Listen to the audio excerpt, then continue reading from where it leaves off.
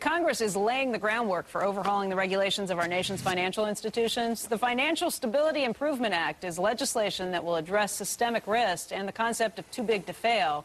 And now the chairman of the Capital Markets Subcommittee, Congressman Paul Kanjorski, has an amendment that he is going to be dropping later today. But before he does, he'll tell us about it right now, first on CNBC.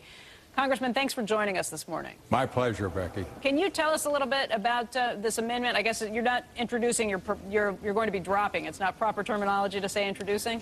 I'm not sure. We're starting to get rather cynical with each other. Maybe I'm dropping it. Okay.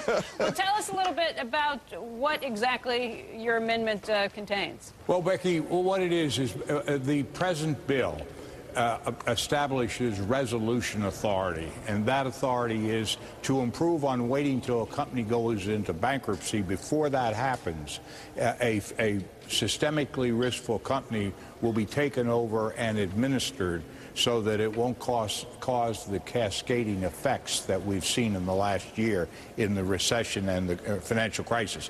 Well, my argument is before we have companies get to that size where they get labeled too big to fail, and maybe that's a bad terminology, too risky to our financial system to be allowed to fail, because it not only affects the company. See, in good practices of capitalism, all businesses should be able to fail. Absolutely. That's a cleansing mechanism. When we allow them to get so large that their failure in and of itself will bring down the entire economic system and cause gross instability, as almost occurred in this last year, we can't allow companies to get that large and take control of our economic system. So my amendment is authorizing the government through the council, that will be the Council of Regulators, to make these determinations and review these highly large in size, interconnected, troublesome corporations that could be systemic risks, to be looked at and shaped and controlled so that they don't get too big to fail, so that they are, even though they can still grow or even though they are large, that if they fail, they won't bring the whole system down. You also include some way of going about this. If you think they're too big to fail, you can do things in the most extreme cases of breaking up the company.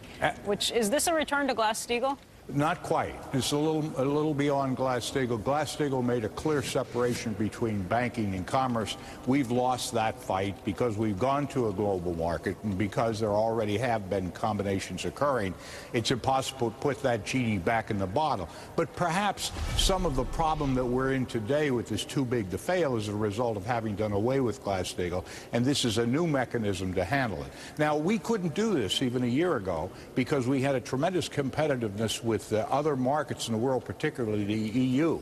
But what we've now arrived at is a tentative agreement that we're going to enter into cooperative and coordinated efforts in the United States and in the European Union to proceed along the same standards and the same road to put basically the same kind of conditions in place so companies won't be too big to fail. Now, what's important about that? Congressman, there are at least three companies I can think of that have only gotten bigger since this entire crisis took place. A company like a Citigroup, like a Bank of America, like a J.P. Morgan. What would you do with those companies, and if this amendment is added to the legislation? If the amendment and they come in being systemically riskful, that determination is made, then the council comes up with a plan or asks for a plan for the company to how they will make adjustments, whether they'll add capital, whether they will not carry on certain businesses, certain activities.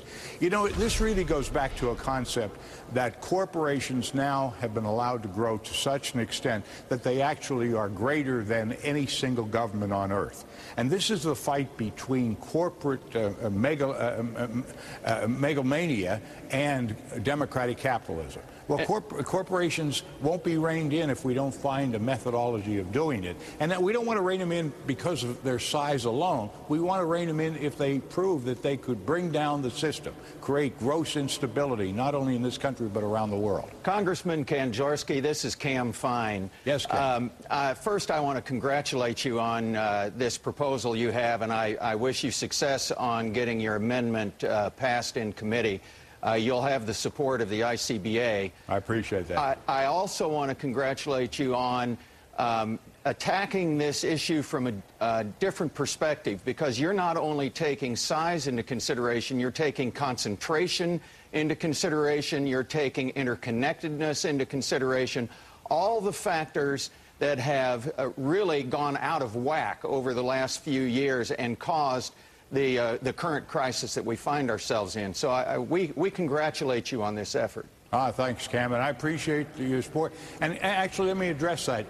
I think I'm catching support from organizations like yourselves, Cam, and it's all toward the area. This actually will create greater competitiveness within our system. Absolutely. Because it'll take the advantage of these gigantic corporations in their ability to get money and get better interest rates and get better deals. It'll take that advantage away. The reason they get that is everybody knows they're too big to fail, so government's going to bail them out. So they can do anything. They can risk anything. That's absolutely right. We have to confine it. Well, Congressman, it may not be surprising that you're getting support from small bankers to go after some of these large bankers. The large bankers have a lot of lobbyists that are there, and I guess my question is, what kind of support will you get within the committee to get this added to the legislation? I'm optimistic. I think it's going to be a tough fight. Unfortunately, I hope everybody on the average American citizen, they have to realize this is really their last effort not to bear the burden of being the final resort of providing funds for gigantic corporations that may be in risk of failing in the future. If they want to carry this on, and I don't know that they can, because I don't think you could get the Congress to pass another rescue program. So the next time again, if that happens, we're going down.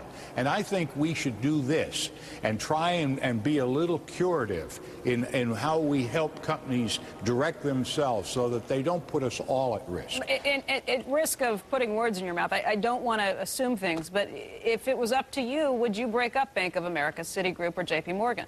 Not necessarily, but I wouldn't allow those 4 or 5 banks to control 75% of the credit card business, have 70% of the deposits.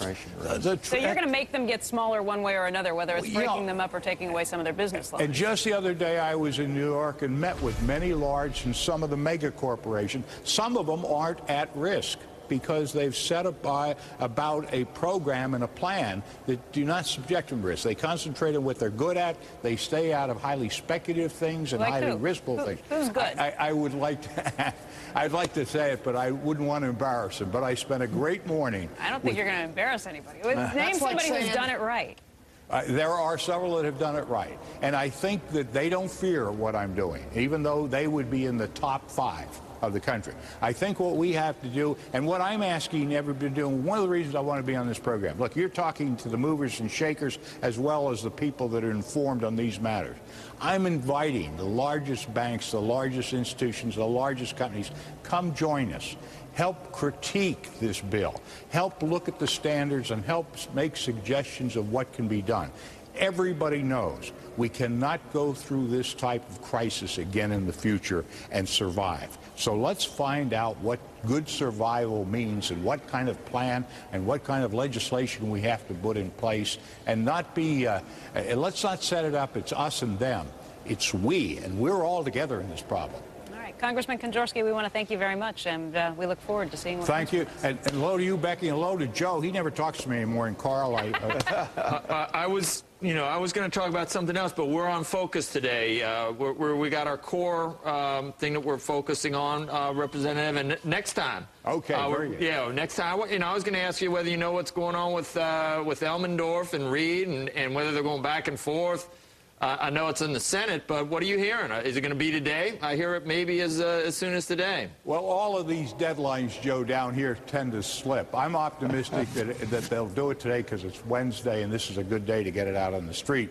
But and we hope they do, because they really have a lot of work to do in the Senate so we can move this along with the president's calendar.